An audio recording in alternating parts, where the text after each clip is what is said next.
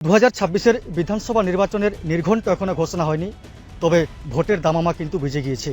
জেলায় জেলায় চলছে বিভিন্ন রাজনৈতিক দলগুলির মিটিং মিছিল প্রচার। আগামীকাল পুরুলিয়া জেলার লধুরকা ময়দানে তৃণমূল কংগ্রেসের জনসভায় উপস্থিত থাকবেন সর্বভারতীয় সাধারণ সম্পাদক তৃণমূলের অভিষেক বন্দ্যোপাধ্যায়, এবং তারই প্রস্তুতি চলছে তুঙ্গে। ইতিমধ্যে সেই মাঠ কিন্তু দেখানোর চেষ্টা করব। একেবারে বিশাল আকারে সেই মাঠকে প্রস্তুত করা হচ্ছে জনসভার জন্য। সেখানে কিন্তু 5টা এলাকা রয়েছে, সেখানে কিন্তু সাধারণ মানুষ জনসভার জন্য যারা আসবেন তারা কিন্তু সেখানে উপস্থিত হয়ে সেই অভিষেক বন্দ্যোপাধ্যায়ের বক্তব্য শুনবেন। পাশাপাশি যে মঞ্চ এখনও শেষ মুহূর্তে প্রস্তুতি তুঙ্গে রয়েছে, একেবারে সেই মঞ্চকে তৈরি করা হয়েছে। 3টি মঞ্চ সেখানে করা হচ্ছে এবং র্যাম্প ওয়াক করা হচ্ছে। গোটা মঞ্চকে একেবারে কিন্তু সাজিয়ে তোলা হচ্ছে অভিষেক বন্দ্যোপাধ্যায়কে স্বাগত জানানোর জন্য। অভিষেক বন্দ্যোপাধ্যায় জনসভা যারা আসবেন, জেলার বিভিন্ন প্রান্ত থেকে প্রচুর সংখ্যক কিন্তু মানুষ এখানে আসবেন এবং সেখানে এই অভিষেক বন্দ্যোপাধ্যায় তারা বক্তব্য শুনবেন। পাশাপাশি যারা কর্মকর্তা রয়েছেন, এই অভিষেক বন্দ্যোপাধ্যায়ের এই যে সামনে যে নির্বাচন, তার আগে যে অভিষেক বন্দ্যোপাধ্যায়ের জনসভা কতটা প্রভাব ফেলবে আমাদের জেলাতে? দেখুন, প্রভাব তো প্রত্যেকটা মিটিংয়েই ফেলে, এবং আমরা এবারে নির্বাচনে যে আসছে এটা তার প্রস্তুতি সাথে সাথে আপনারা সবাই জানেন আমাদের এই সময় এসআইআর এর নোটিশ একটা বুথে যদি 1000 ভোটার আছে, তো সেখানে ধরুন 800-900 ভোটারের জায়গায় যদি 500কে এসআইআর এ পুরুলিয়ায় যারা অধিবাসী, এই পুরুলিয়ার অধিবাসী এখানে কোন বাংলাদেশ থেকে এসেছে, কোন পাকিস্তান থেকে এসেছে, এইগুলোকে এইভাবে হ্যারাস করা হচ্ছে। এবং সেখানে বেশিরভাগ ক্ষেত্রে দেখা যাচ্ছে যে ধরুন আমার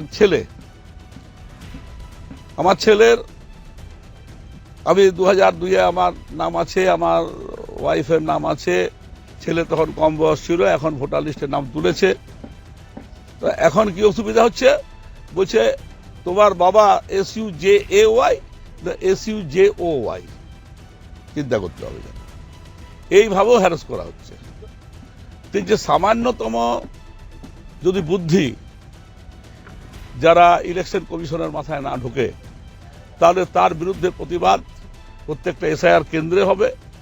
যদি প্রতিবাদে কাজ না হয়, তাহলে সোজা কথা প্রতিবাদ শেষ হলে প্রতিরোধ করতে হয়, আমরা প্রতিরোধ করে তুলব। কত জনসংখ্যা হতে পারে আপনার অনুমান? আমাদের এখানে 1 লক্ষের বেশি জনসংখ্যা আনার একটা টার্গেট নেওয়া আছে। বাঁকুড়ার সমস্ত গাড়ি নেওয়া হয়েছে, আসানসোল থেকেও 300-এর মতো গাড়ি নেওয়া হয়েছে। পুরুলিয়াতে মিলে আমাদের এখানে আমরা হিসেব করে রেখেছি যে প্রায় 1000 গাড়িতে 1000 বাস এবং আরও আমাদের ছোট ছোট গাড়ি মিলে মোটামুটি আরও প্রায় 1000 আমরা হিসেবে, এবং লোকাল যারা আসছে তারা হেঁটেই চলে আসবে, সেটা তো অনেক কিছু হয়ে যাবে। প্রায় 1,30,000-এর টার্গেট নিয়ে আমরা নেমেছি।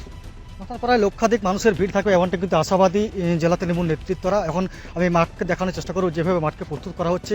সেখানে কিন্তু সামনে কিন্তু হেলিপ্যাড গ্রাউন্ড রয়েছে, সেখানে হেলিপ্যাড যেখানে নামবে সেইখানেও কিন্তু প্রস্তুতি তুঙ্গে রয়েছে। ইতিমধ্যেই ট্রায়াল রানও কিন্তু হয়ে গেছে। আকাশপথে অভিষেক বন্দ্যোপাধ্যায় আসবেন এবং সোজা তিনি মঞ্চে উঠবেন এবং সাধারণ মানুষ। পুরুলিয়া জেলা তো যেহেতু গত বিধানসভা নির্বাচনে মাত্র 3টি আসনে জয়লাভ করতে পেরেছিল, সহত এই পুরুলিয়া জেলার যে তৃণমূলের হারানো মাটি, সেই হারানো মাটিকে ফিরে পেতে যেমন একদিকে চেষ্টা চালাচ্ছে তৃণমূল, অন্যদিকে কিন্তু বিরোধী বিজেপি তারাও কিন্তু চেষ্টা চালাচ্ছে এই পুরুলিয়া জেলার মাটিকে ধরে রাখার জন্য। ফলত রাজনৈতিক দলগুলির যে মিটিং মিছিল এবং প্রচারের যে প্রস্তুতি রয়েছে সেগুলো কিন্তু তুঙ্গে রয়েছে। তবে অভিষেক বন্দ্যোপাধ্যায়ের এই জনসভা সাধারণ মানুষের উদ্দেশ্যে যে বক্তব্য রাখবেন সেটা কতটা প্রভাব ফেলবে সেদিকেই এখন নজর থাকছে সকলের।